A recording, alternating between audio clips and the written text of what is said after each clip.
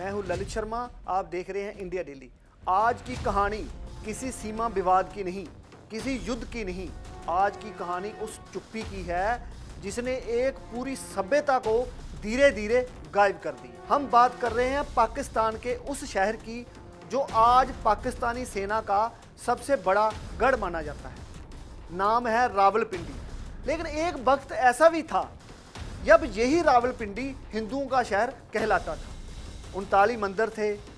आज पूजा होती है सिर्फ 3 मंदिरों में। मैं हूं ललित शर्मा और आप देख रहे हैं इंडिया डेली। आज की कहानी किसी सीमा विवाद की नहीं और ना ही किसी युद्ध की कहानी है। आज की कहानी उस चुप्पी की है जिसने एक पूरी सभ्यता को धीरे धीरे गायब कर दिया। जी हाँ, हम बात कर रहे हैं पाकिस्तान के उस शहर की जो आज पाकिस्तानी सेना का सबसे बड़ा गढ़ बन गया है। नाम है रावलपिंडी। लेकिन एक वक्त ऐसा भी था जब यही शहर मतलब रावलपिंडी हिंदुओं का शहर कहलाता था। 39 मंदिर थे। आज पूजा होती है सिर्फ 3 मंदिरों में। इतिहास की नींव हिलती है। आइए अब शुरू करते हैं ये पूरा पैकेज, जिससे पता चलेगा कि पाकिस्तान की सोच कितनी घिनौनी है। अब बात करते हैं रावलपिंडी की। रावलपिंडी कोई साधारण शहर नहीं है और ना ही इसकी कहानी अचानक शुरू हुई है।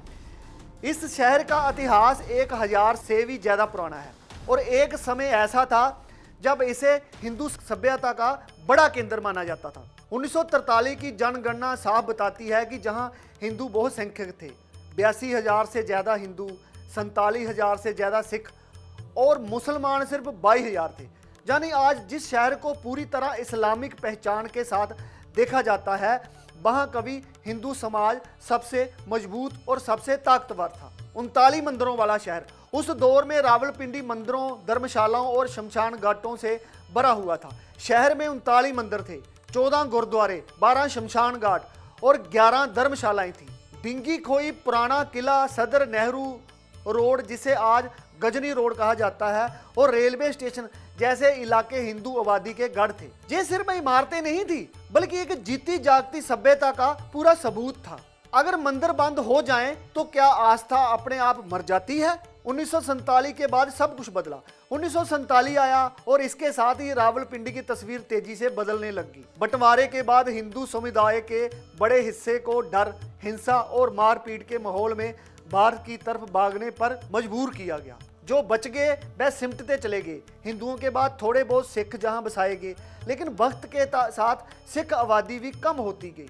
और फिर बारी आई पारसी समुदाय की, जो जहां तो कराची चले गए, जहां भारत, ईरान। आज रावलपिंडी में एक भी पारसी नहीं पाया जाता। आज की हकीकत, आज की तारीख में द ट्रिब्यून की रिपोर्ट बताती है कि रावलपिंडी में सिर्फ 5113 हिंदू बचे हैं और पाकिस्तान की राजधानी इस्लामाबाद में सिर्फ 141 हिंदू परिवार रहते हैं।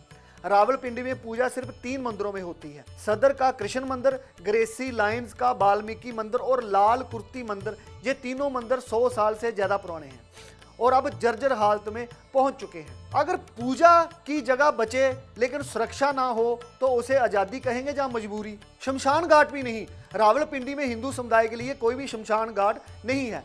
एक 80 साल पुराना शमशान घाट टीपू रोड के पास जरूर मौजूद है, लेकिन वहां दाह संस्कार की इजाज़त नहीं दी जाती। अगर कभी होता भी है तो भारी पुलिस बल तैनात करना पड़ता है।